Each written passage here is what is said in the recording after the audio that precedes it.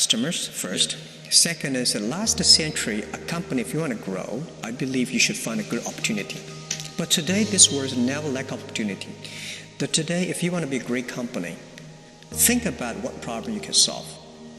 It's not to catch the opportunity. It's about solving the social problems.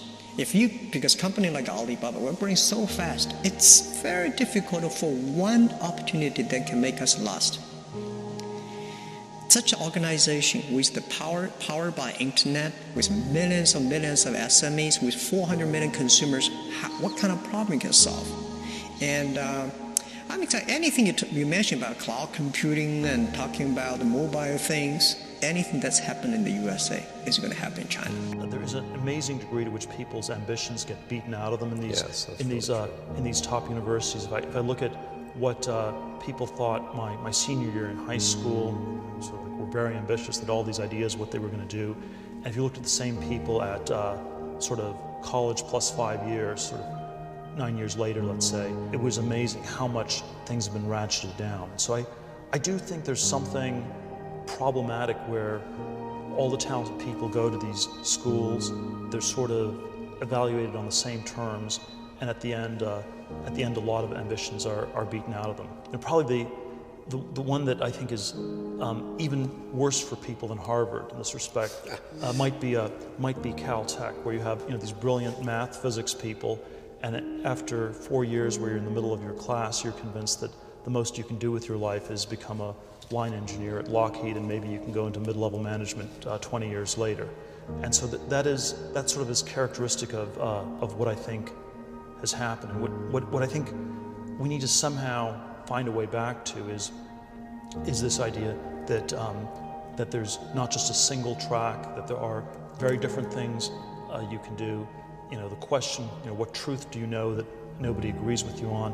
The sort of career version of this is what are you really good at that other people aren't that good at, or something like that, and that somehow gets discouraged by this incredible homogenization.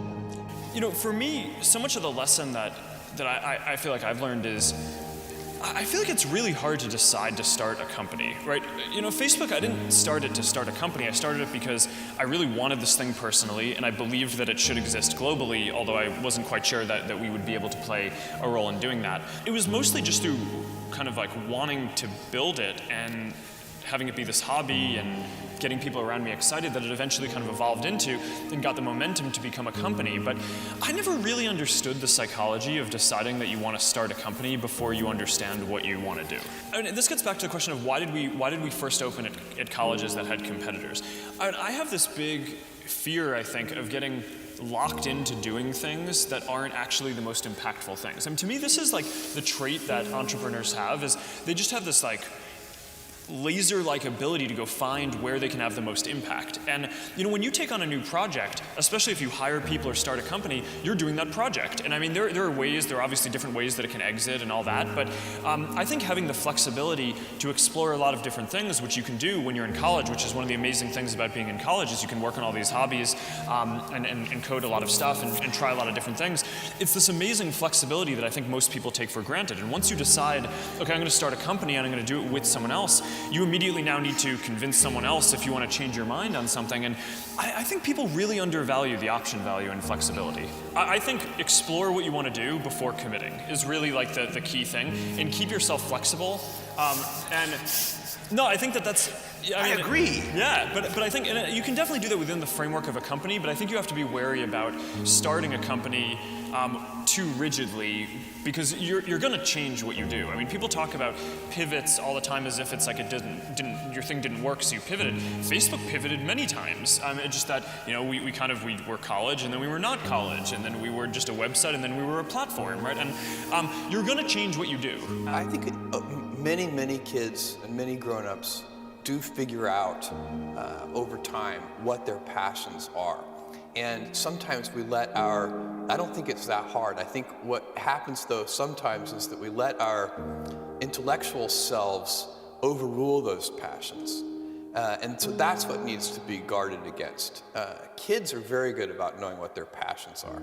I love that, because I think I've seen you describe this way, that you've always maintained that sense of wonder. I think that's what kids have, but we lose it somehow along the way. Yes, everybody, it's a gift if you can keep your childlike sense of wonder. And it helps with creativity, it helps to have fun. You laugh more and play more if you keep that childlike sense of wonder. What we're really focused on is thinking long term, putting the customer at the center of our universe, and inventing. Those are the three big ideas. I don't think that you can invent on behalf of customers unless you're willing to think long term, because a lot of invention doesn't work. If you're going to invent, it means you're going to experiment, you have to think long term. So these three ideas, customer centricity, long-term thinking, and a passion for invention, those go together. That's how we do it. And by the way, we have a lot of fun doing it that way. For us, we don't really aspire to be somebody other than ourselves. And part of being ourselves is sort of reimagining the way things could be done. So we like to take the impossible, we like to take the old way of doing things and just completely change it. That's part of who we are.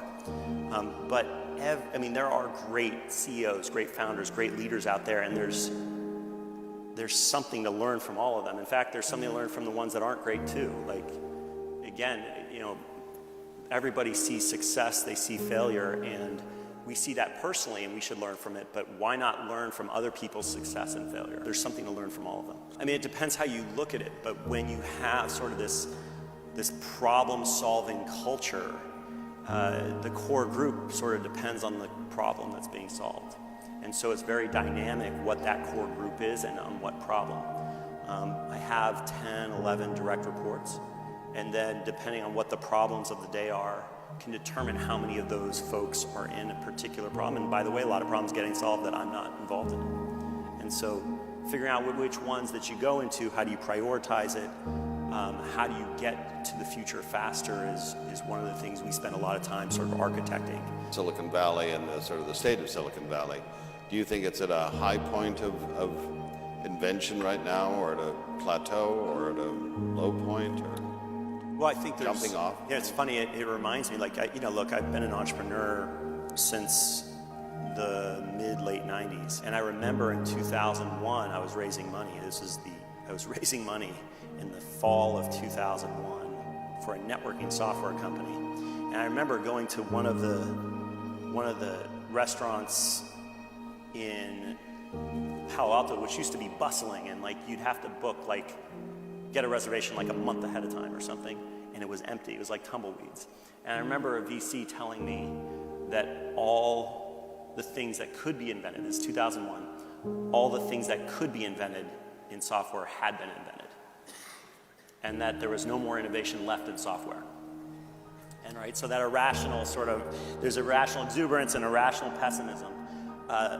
I'm just generally an innovation optimist. I just think there's just problems to be solved everywhere, and once you solve them, you already see what's, I'd like to say boredom is only the result of a lack of imagination. And, the minute you solve one thing, you just sit down for a few minutes and then you come up with 10 more ideas. So I think I'm an optimist, there's just so much more to do. I think what's very interesting, and maybe this is because of our global reach and just where we've been, is Silicon Valley, I think, has been sort of the North Star for innovation, or the hub of innovation globally. And I think that is no longer going to be a thing. I think if we go 5 years out, you're going to start to see hubs of innovation. This is about to be real, at least with a couple major ones, right? I'm just going to ask you one more question because our time is up.